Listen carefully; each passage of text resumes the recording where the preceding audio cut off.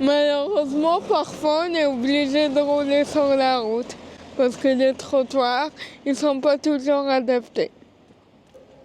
On a le premier article du journal où il parle de ma passion pour le bénévolat. Hop, il y a tout, il y a du lait, du sucre. Merci. T'es la seule personne qui fait du sport et qui sourit en fait. Ouais, c'est ça d'être passionné. Quand on aime, on compte pas. Oui, ah oui, oui, je fais des soirées, je vais en soirée. Donc c'est très important parce qu'il faut vivre tout simplement. Même ça me rebooste des fois de parler avec elle. Ouais, parce qu'elle a la joie de vivre, malgré tout. L'handicapée la plus stylée du Nord, elle est devant vous.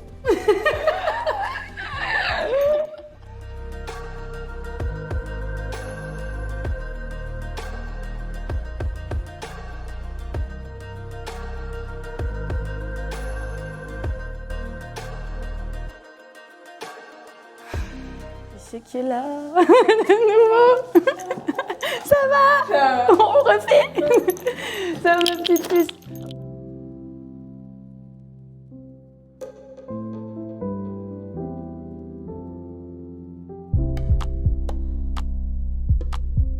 Alors, moi, c'est Basma, j'ai 25 ans, je suis une passionnée de bénévolat et de sport.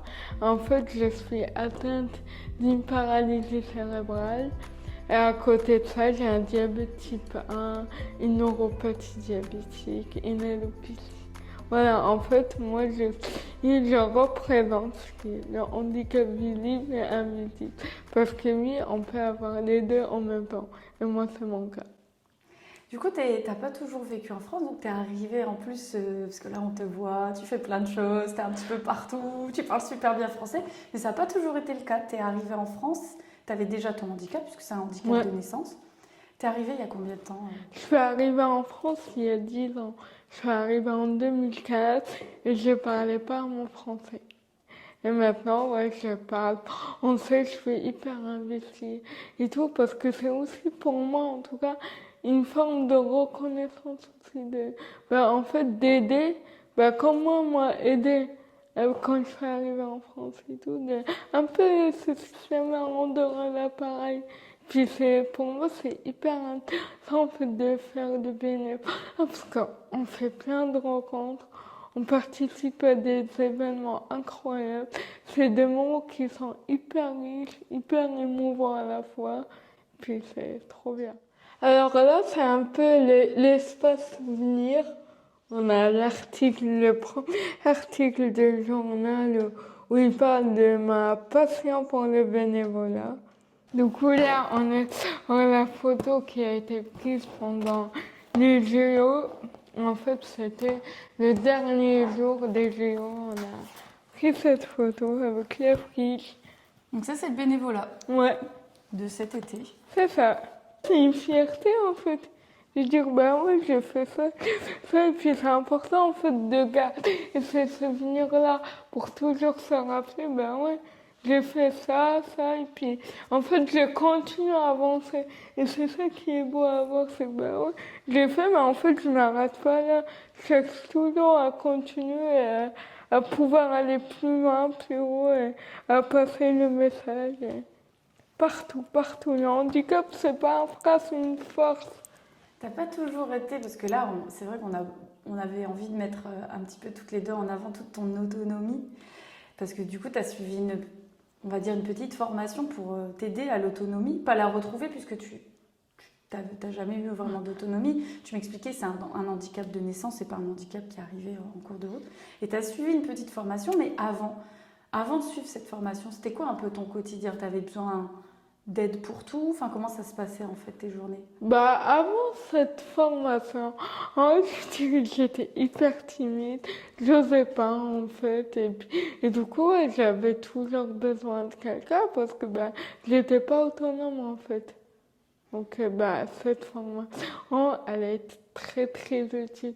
Ouais, et vraiment la forme en tremplin vers les vies autonomes, ça m'a changé la vie. En fait, je me suis découverte.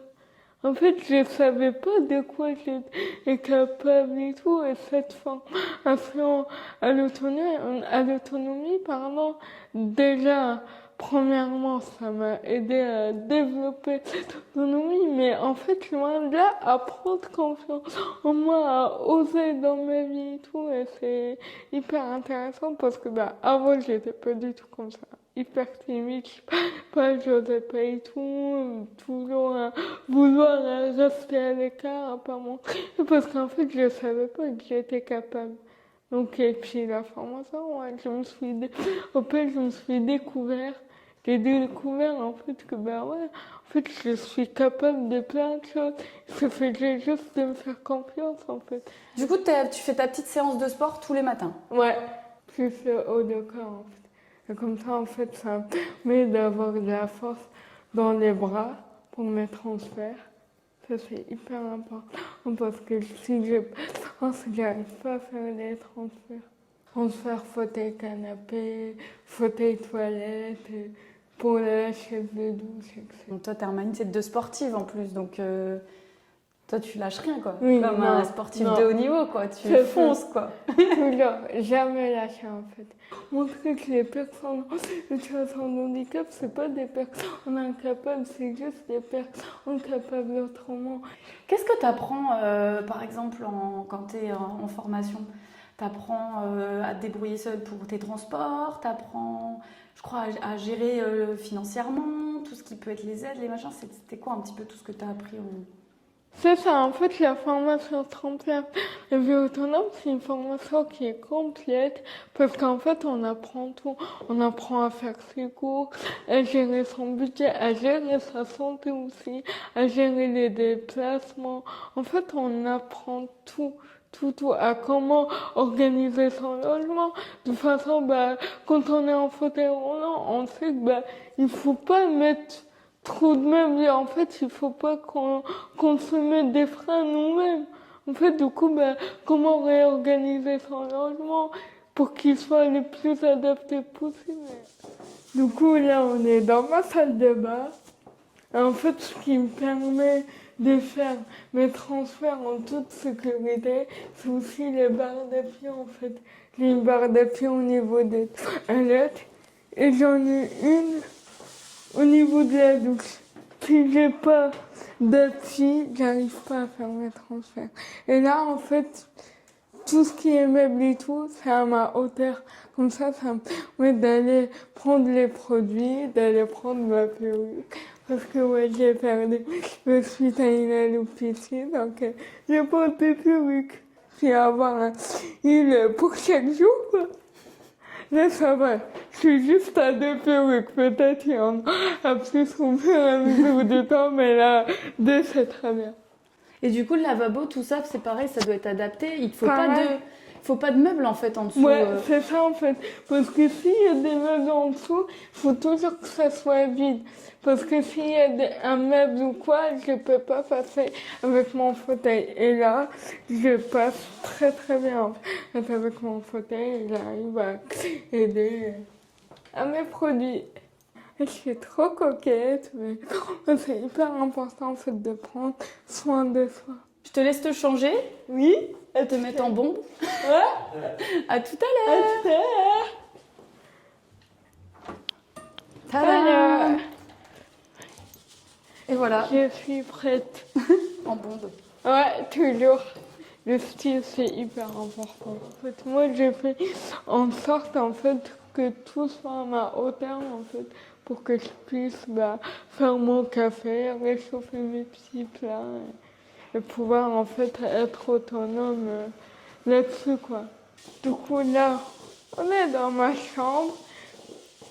Comme on peut voir, c'est très large et c'est très bien, en fait.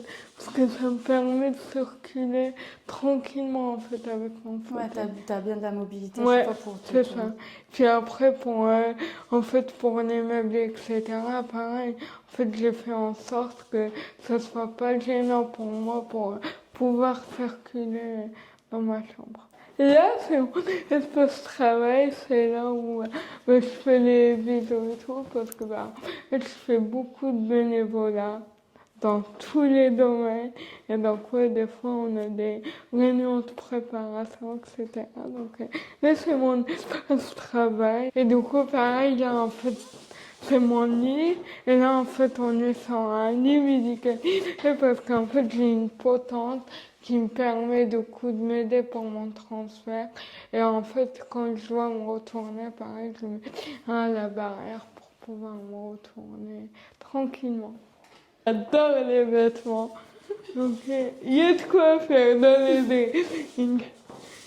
Donc là, pareil, en fait, on est sur une organisation. Là, tous les vêtements que je veux, ils sont à portée de main pour moi, pour que je puisse attraper. Et tout ce que je n'utilise pas, en tout cas au quotidien, il met en hauteur. Comme ça laisse des laces pour ce que j'utilise vraiment au quotidien, les vêtements que je mets. Sinon, là,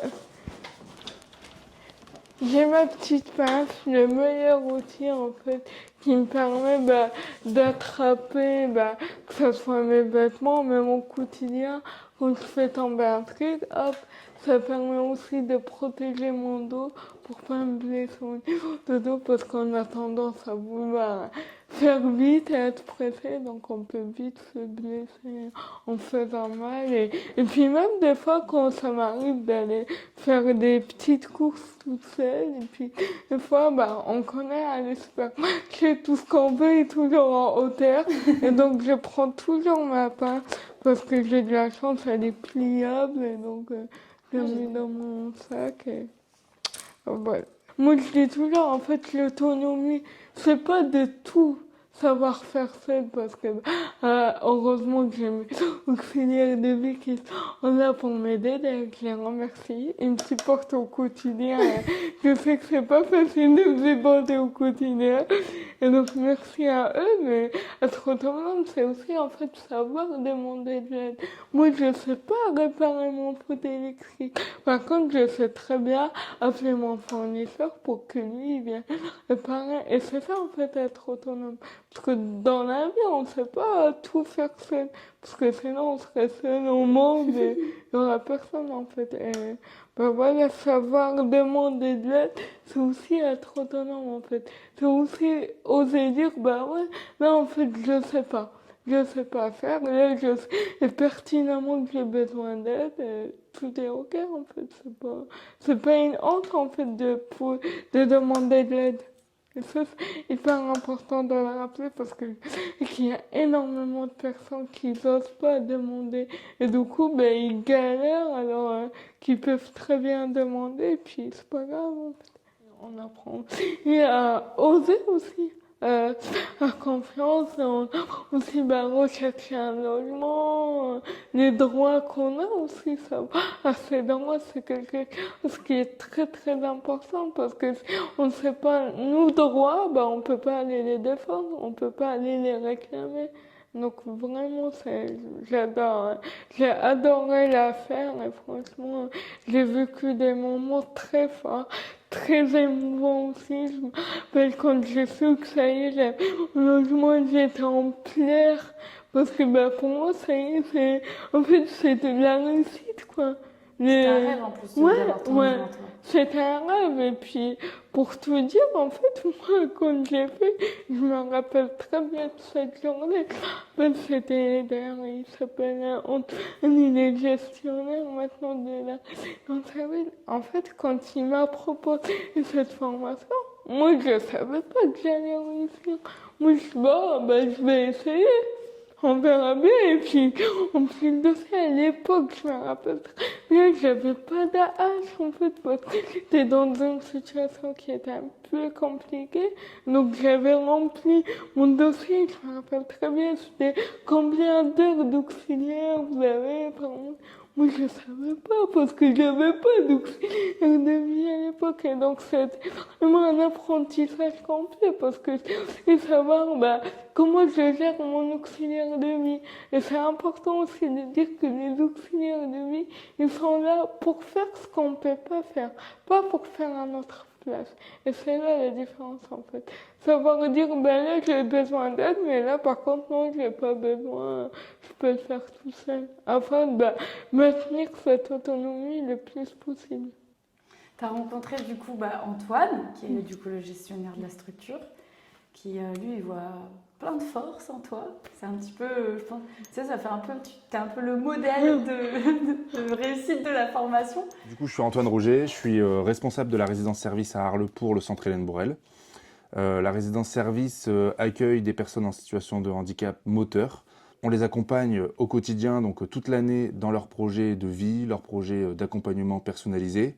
Et on a la possibilité de proposer comme service un dispositif qui s'appelle le tremplin vers la vie autonome, qui est une formation à l'autonomie qui permet à des gens en situation de handicap de repartir vivre ou de partir vivre en milieu ordinaire, de s'inclure dans la société. Cette formation, elle est dispensée par des formateurs, des pédagogues qui sont pour la plupart aides médico-psychologiques, infirmiers coordonnateurs, conseillers en économie sociale et familiale, assistantes de service social, ergothérapeutes aussi.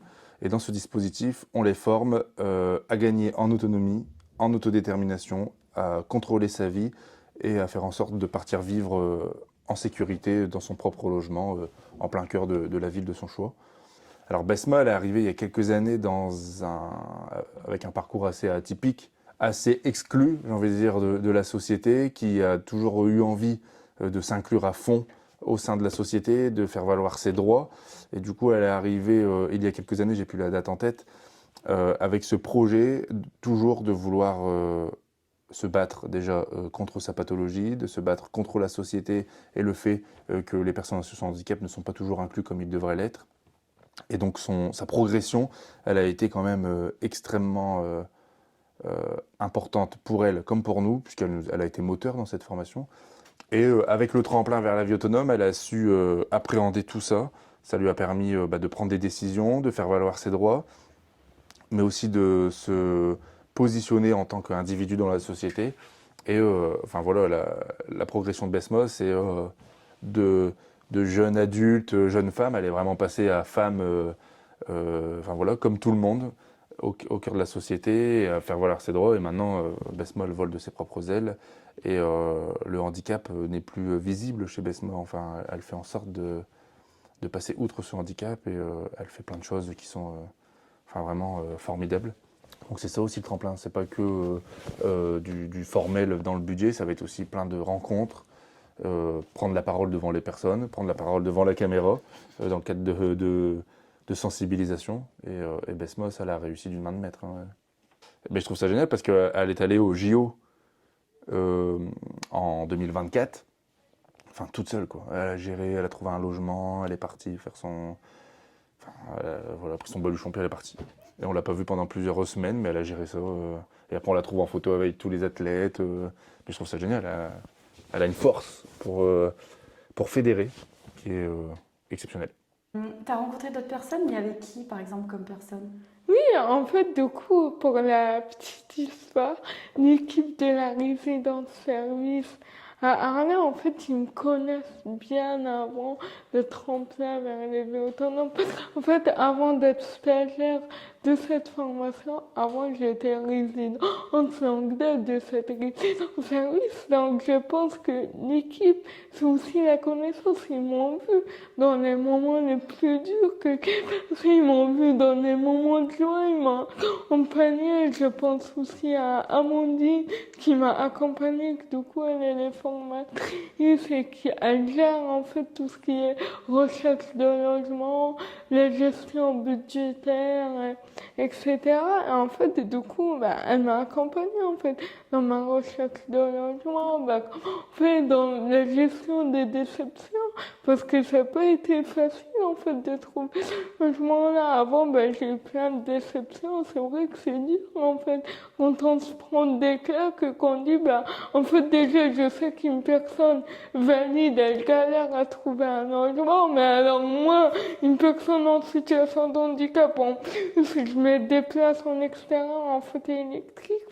pour trouver un logement adapté, ça va être le parcours des combattants, quoi. Mais c'est vrai que j'avais le mental c'est vrai que je l'avais et tout, ouais, mais c'est vrai que j'ai aussi des moments de baisse des fois, et puis après des discussions qu'on avait eues, moi pour remonter le moral, pour dire, bah, c'est pas grave, viens, mais on va y arriver, tu vas l'avoir ton logement, parce que, bah, ouais, en fait, ils avaient raison, parce qu'au final, ça n'a pas été facile, mais j'ai eu, et pour moi, c'est une Donc fierté. c'est leur apprendre à savoir gérer un budget, gérer leur compte porte-monnaie, leur compte chèque, savoir remplir un chèque, comprendre une facture, régler une facture, par quels moyens on peut la régler. On peut aussi travailler sur la rédaction d'un courrier, comment rédiger un courrier. Donc on leur donne aussi des supports pédagogiques qu'ils mettent dans leur classeur.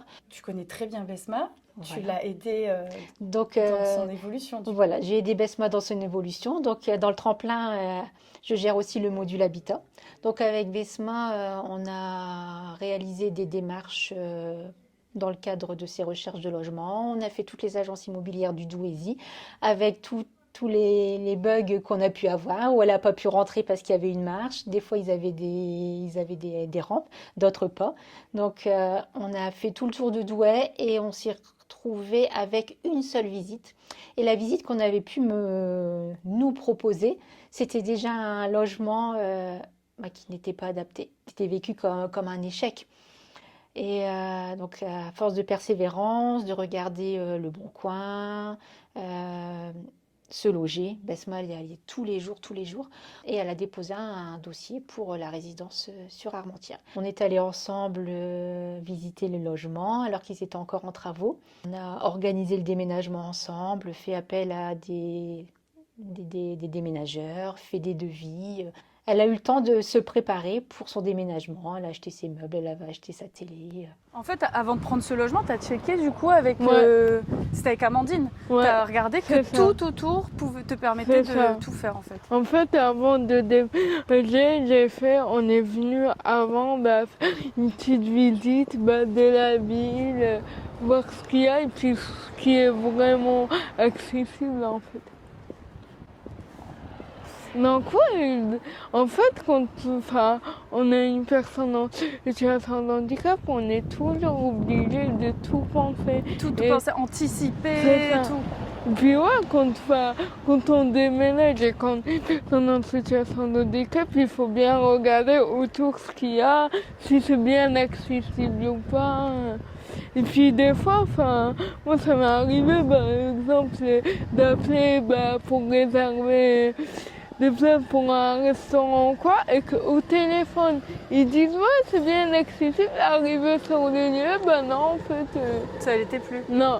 Et il manquait quoi par exemple? La rampe, par La rampe. exemple. D'accord. La petite anecdote du déménageur, c'est moi je déménage vos meubles, mais je vous déménage pas vous.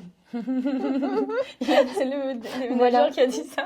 Voilà. Donc, Quand elle présente chez elle, c'est waouh. voilà. Donc on avait fait C'est son chez elle une quoi. petite Et- vidéo. Et donc dans le cadre après 2 tremplins, je suis partie avec les stagiaires. Et elle nous a reçus là-bas avec des petits gâteaux, des boissons. Elle a été contente de montrer son chez elle. C'était sa Ah ouais, victoire. elle m'a dit c'est ma plus grosse fierté. Besma, c'est quelqu'un de déterminé, qui sait ce qu'elle veut. C'est une fonceuse. Ouais, c'est une fonceuse. Ouais. Parce que la réussite, elle se fait pas seule, se fait bouger. J'ai réussi en fait grâce à ces formateurs, bien sûr grâce à ma volonté, ma persévérance et tout, mais sans le soutien, j'aurais pas réussi en fait. J'aurais pas réussi. Chaque formateur a un bloc de compétences. Et donc, il y a du coup une professionnelle du coup pour la gestion du contrat locatif, recherche de logement, gestion budgétaire et formatrice pour tout ce qui est comment faire ses courses, comment les repas. Et en fait, tout ça, ça va un peu ensemble en fait. Parce que si on sait gérer son budget, on sait aller faire les courses. On va apprendre à compter sa monnaie, à gérer ses comptes, à remplir son tableau de compte, que ce soit le compte chèque ou le compte porte-monnaie, et tout ce qui est gestion en fait des documents qu'on reçoit, comment on y répond, de où ça vient. Et donc je vais faire ça dans le tremplin, mais j'essaie de l'appliquer aussi en général un petit peu dans l'accompagnement avec les autres résidents. Besma, c'est quelqu'un qui a pour moi une capacité d'adaptation qui est inouïe parce qu'elle, voilà, c'est quelqu'un qui est arrivé, qui a un parcours qui est vraiment top, qui est arrivé ici sans connaître la langue française, qui a tout appris, qui s'est lancé dans le tremplin vers la vie autonome et qui s'est battue en fait pour y arriver. Jusqu'à ce qu'elle trouve son logement et qu'elle parte habiter dans une ville qui lui était totalement inconnue, qui participe à tout un tas de choses, qui fait du bénévolat, qui est dans la pérédance, qui aime aider les autres, que ce soit voilà, d'autres personnes en situation de handicap ou toute personne qu'elle peut rencontrer dans sa vie et qui apporte vraiment sa pierre à l'édifice un peu partout, j'ai envie de dire. Elle est d'une richesse qui est... c'est indescriptible en fait. C'est vrai que c'est quelqu'un qui a un parcours qui est vraiment phénoménal. Là-bas, il y a aussi, parce que du coup, tu as rencontré des personnes que tu as inspirées.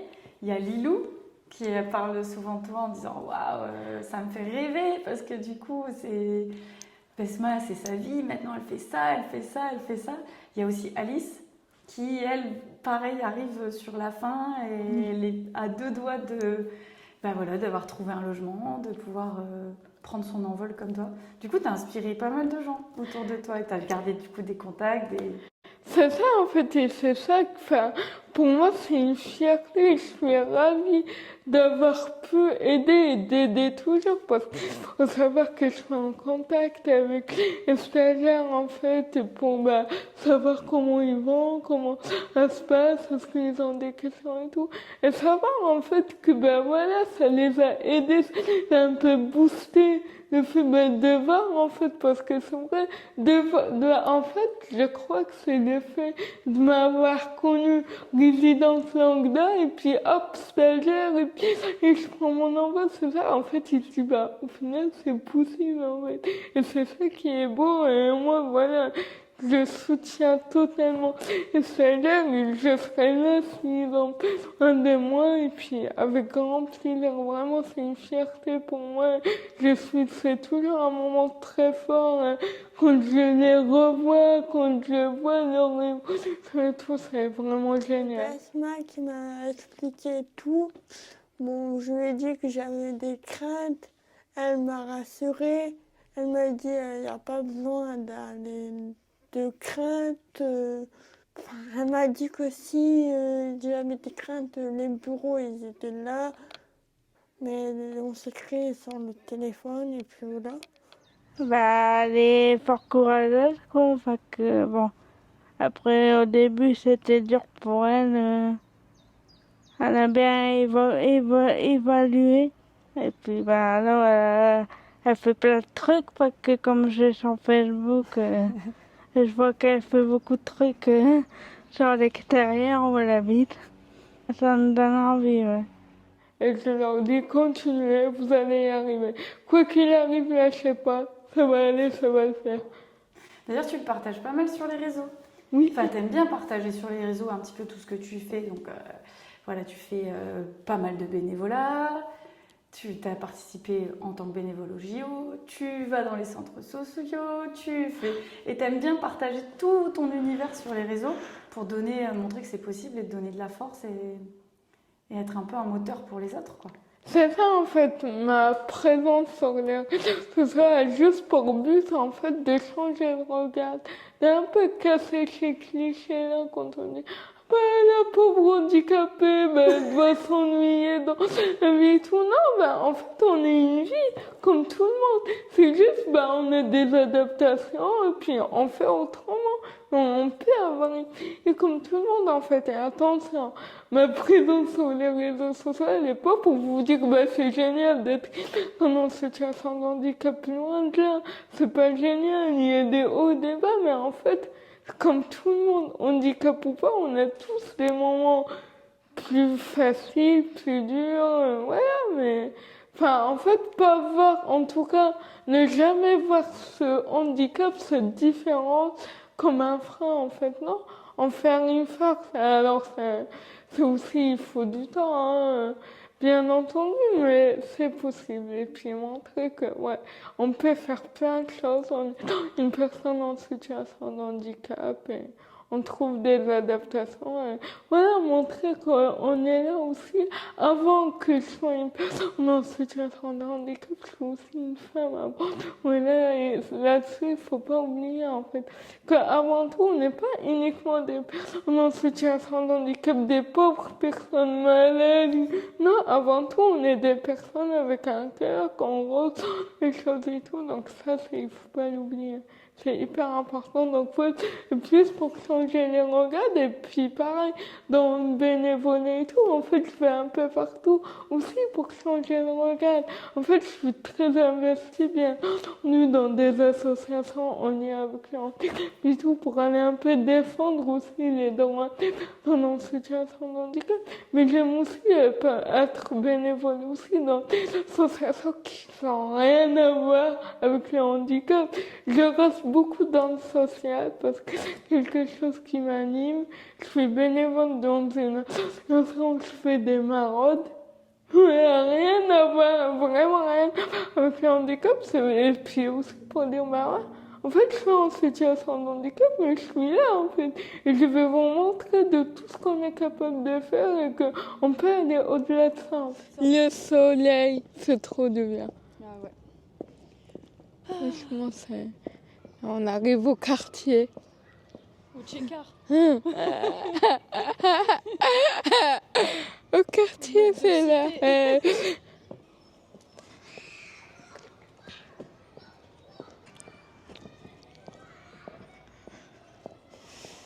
J'ai rencontré Besma au centre.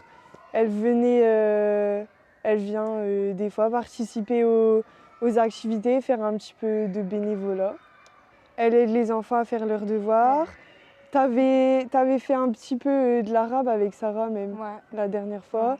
Elle fait un petit peu les activités manuelles. Elle nous fait découvrir des musiques, elle chante, elle danse. Voilà. Des semaines, elle peut venir 2-3 fois. Il y a des semaines, elle vient pas. C'est selon son emploi du temps parce que je crois qu'elle a un emploi du temps chargé.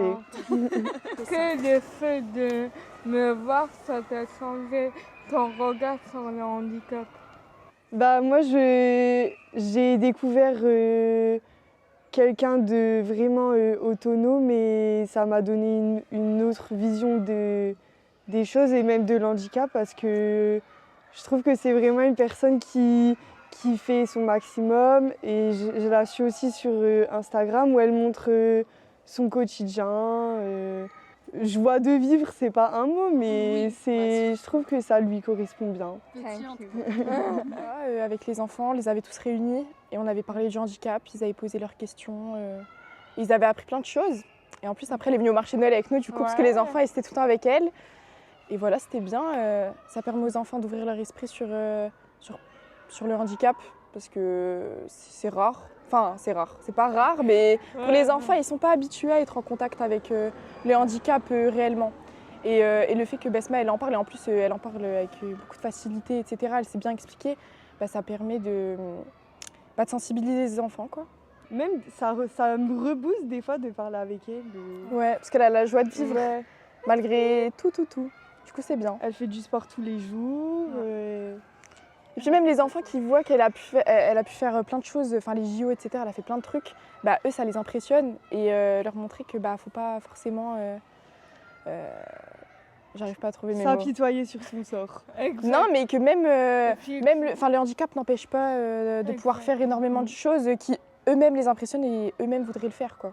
Je reviens du coup quand tu as dit je suis une femme parce que en ce moment tu communiques aussi pas mal là-dessus, puis on en a bien rigolé quand on est arrivé, mais du coup en ce moment tu es aussi un petit peu dans ce projet de parler de l'alopécie, enfin en tout cas tu essayes de montrer que toi tu as perdu tes cheveux, l'alopécie tu me disais, donc c'est ce qui arrive chez les femmes, donc, voilà.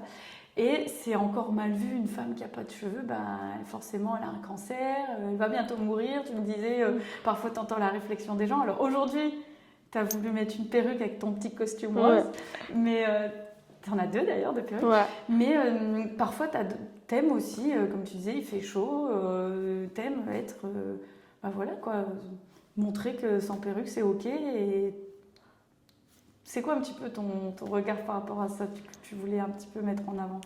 Ouais, en fait, je voulais parler du coup de l'alopécie, du fait de perdre ses cheveux en fait. Parce que c'est pas facile pour une femme de perdre ses cheveux. Hein. On perd quand même une partie de nous et tout. Mais en fait, c'est ok d'être une femme et de perdre des cheveux. Il faut pas que ça soit un sujet tabou. On a le droit, même si on a des perruques, on a le droit de sortir tête nue. Il n'y a pas, c'est ok en fait. Et, en fait, il faut sensibiliser là-dessus parce que pour moi, ça reste en tout cas, d'après ce que j'ai vu et tout, des constats que je constate au quotidien. Il faut savoir que moi, sans ma perruque, on m'appelle mon gars. Et puis dès que j'ai ma perruque, hop, je redeviens une femme. Mais en fait, non, je suis dans une femme avec ou sans ma perruque et vraiment faire connaître cette pathologie. Parce que dès qu'on voit quelqu'un sans les cheveux, ça y est, c'est le cancer. Dès qu'on est un petit peu fatigué, ça y est, on est en famille. Enfin, c'est des réflexions vraiment que je me prends au quotidien. Et c'est lourd à porter parce que ça nous touche. Parce que avant l'alopécie, il faut savoir que moi, j'ai perdu la totalité. Enfin, il me restait un petit peu. Mais ça repousse pas de fou, donc, mais j'ai perdu, il y a quoi, enfin, l'été dernier, j'avais encore mes cheveux, donc c'est tout frais pour moi, voilà. Je m'habitue, j'essaye d'accepter, c'est dur, mais pour l'instant, je pourrais pas accepter, parce que c'est dur, mais je vis avec. Et c'est là la différence en fait. On n'est pas obligé d'accepter une maladie ou un événement en fait qui nous arrive. Bon, on peut en tout cas vivre avec. C'est pas. Comme tu dis à chaque fois, en faire une force ou c'est ça. Trouver des solutions. C'est ça. Voilà, je peux avoir des perruques quand j'ai envie. C'est ça. Et puis je trouve que voilà, l'alopécie, ça m'a permis aussi une liberté totale. Parce que toutes les personnes ne peuvent pas changer de cheveux à chaque fois. Moi, et cette chance, c'est aussi en fait voir autrement. Pas de voir que dans le malheur et tout. Et ce côté positif. Puis, ouais, c'est devenu un peu mon combat de sensibiliser là-dessus, de faire reconnaître cette pathologie qui est méconnue et qui, c'est une maladie auto-immune. Généralement, c'est suite à un choc émotionnel que ça arrive, alors que je dis à tout le monde. Ça attend pas du jour au lendemain. C'est petit à petit, surtout, ne dites pas aux personnes, c'est pas possible. Tu les as coupés. Moi, j'ai eu cette réflexion. Moi, on me dit ça comme ça, non, mais moi, je les ai pas coupés, ils sont partis. Et puis, ça existe, vraiment, et puis c'est pas un cancer. Ça reste toujours une alopécie. Et c'est hyper important d'en parler. Et je trouve que c'est ça qui est beau. C'est de voir que malgré tout, on en fait une force. Et puis on va au-delà de ça. Même si au début c'est dur, on connaît pas. Ouais, puis on a dans la tête, comme tu dis, on a ce truc de si t'es une femme, déjà c'est de plus en plus accepté les femmes qui ont les cheveux courts. Ouais. Pendant un moment, on disait, il y a une coupe d'homme. Ouais, alors ça. que tu peux être une très féminine avec des cheveux très courts. Et tu as même des gens qui sont très, très féminines avec... Elles sont rasées, tu vois. Mais ça n'empêche pas d'être maquillée, d'être une femme. Et tu sais, ça change pas. C'est ça. C'est pas mes cheveux qui disent ce que je suis, tu vois. C'est ça, en fait, parce que moi, voilà, c'est une pathologie, mais il y a des personnes qui ont fait le choix de tout raser. C'est pas pour autant qu'ils perdent leur féminité, en fait, ça reste des femmes. Vous voyez là, vous voyez, l'handicapée, la plus stylée du Nord, elle est devant vous. Et puis vraiment sensibiliser là-dessus pour qu'on arrête de m'appeler mon gars et puis qu'on arrête d'appeler toutes les personnes en fait. Mon gars, non, c'est une femme. Vraiment sensibiliser là-dessus parce que je suis bien une femme. Je te disais en plus, on te dit ça alors que on voit bien que t'as mis ton petit costume, tes machins. C'est ça.